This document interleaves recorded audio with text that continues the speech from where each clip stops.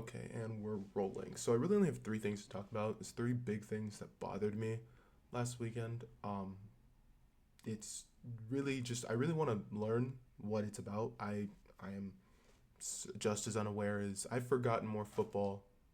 That's not how it goes. I know less football than these coaches have forgotten. So I just want to know the strategy that's going into this. The NFL's had about 10 overtime games, I think, this season, and only two teams have elected to receive the ball, Jacksonville and Indianapolis. I'm not a fan of receiving the ball. In the new overtime rules, the other team is going to get a chance to receive the ball and have a possession unless they have a 10-minute drive. So ideally, it's college rules in the fact of if you win the coin toss, you want to defer so you know what you have. Um, Indiana and Jacksonville have taken two different routes in that. Every other team is 2-3-1 in overtime. Shout out to the Cowboys. Um, but they are 3-1 as of this week. Their only loss coming to the Chiefs when I've disagreed every time they have taken the ball in overtime. So the strategy would say you defer the ball, know what you have, and even if the other team scores, like say the Super Bowl, if everyone remembers that Super Bowl um, documentary, Patrick Mahomes comes back to the tunnels like after they lost the toss, and they're like, they deferred. The Niners didn't really know the the entire rule.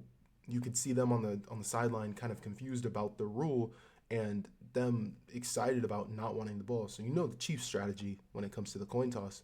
Um, so taking the ball just doesn't really make a lot of sense in my head. But the Jags do it, the Colts do it, and you would think you would want to know what you have. So even if another team scores, you can take the ball back and then have four downs to score. If say the other team scores a field goal on their first drive, I know I can't punt. So you're at four downs to get 10 yards regardless. And if you're a NFL offensive coach, NFL play caller, four downs to get 10 yards is very, very doable without a negative play and negative penalty, obviously. Um, but I just really want to know. They did again. I think Jacksonville. I think the 3-1 record is very deceiving because Jacksonville played the Raiders and the Raiders walked down the field. You took an inept offense and gave them an extra down to score, and then they walked down the field and scored. But for the good of the sake of football, they didn't kick a field goal to tie the game. That could have been a tie. If they were in a playoff race, if the Raiders weren't 2-6, 2-7 at that time, they would have kicked the field goal, probably. If they're say 6-3, that tie really does matter. Um, so that would have been interesting. I just think about like the thought process with it. If you are a good defense, if you're a coach and you believe in your defense and don't really believe in your offense, you want to stop the team first and at worst case, give your bad offense another down to score, another down to try to score if they absolutely need it. If you're a good offense and a bad defense, you don't want to give your defense an extra down to get a stop.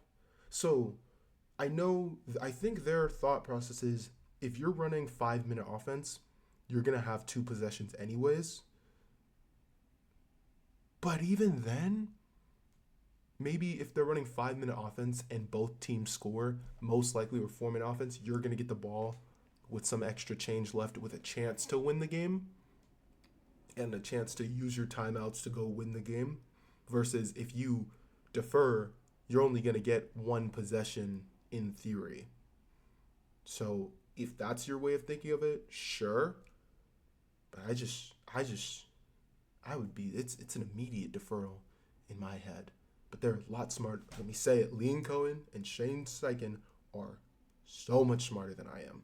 I just would like to know the answer. If anyone can hit my line, Substack's always open. I would love to know. The other thing I had a problem with on this 12 o'clock slate was the Patriots kicked a field goal. It was 4th and 7 at a late game to go up 6. However, I think Greg Olson has been on it. I think he would agree if it was more manageable. It's 100% go on I think even 4th and 5. It was 4th and 7. going up 3 versus going up 6, you eliminate your possibility of like overtime and getting the ball back in theory. You're taking away, it's kind of the same thing of overtime. You're taking away your opportunity to get the ball back. Um, I just don't agree with why we're kicking 3 to go up 6. I think the situation was more favoring the Patriots to kick because it was a 4th and 7 in field position and being able to reset on a kickoff. That was a lot more helpful. We did see people not elect to kick. It gave the Browns punting from the 29-yard line. That was hilarious. I agreed with that decision now that I'm playing Monday morning quarterback.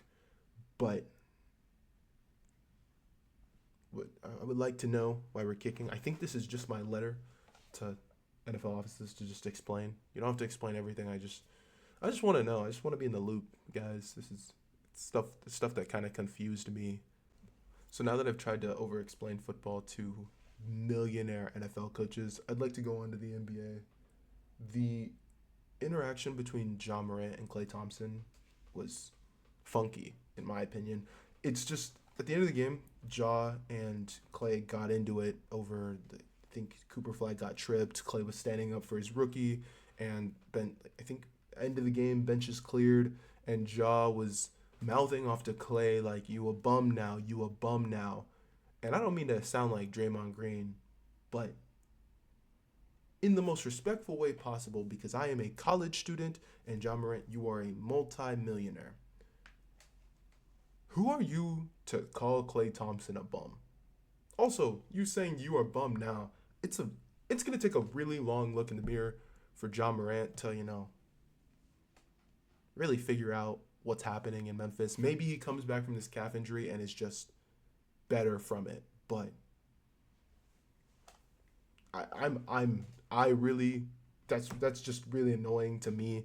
Klay's a Hall of Famer. Even if Klay's washed, like, cool. Klay Thompson is washed now.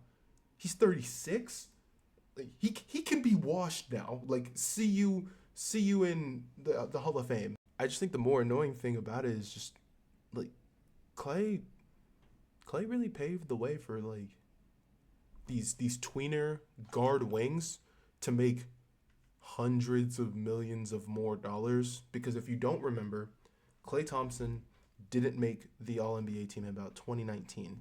Kemba Walker made it over him, and then that is the straw that broke the camel's back. If we look back more, we can look at previous voting records and see that Klay Thompson did not get total votes because he didn't count as guard/wing. So if you don't know, in All NBA voting, voters used to put down a player for a guard selection or a wing selection, and they wouldn't count as combined. Klay plays the shooting guard, but he kind of plays a wing position, so some people would put him in as a forward, some people would put him as a guard, and those votes would not count together. Even though he played minutes, he's eligible for both, but the votes wouldn't count together, which would have him drop in All NBA voting. And then it came to a head in 2019 where it eventually cost him, I'm pretty sure, about $50 million. It's cost other players a lot more. It was ridiculous. It took an entire revamping of the system, because if you look back, Marvin Bagley has an All NBA vote, which is nothing short of spectacular. He was never a top 30 player in the NBA. So I'm glad we've upgraded, but just like, know who you're talking to, Ja.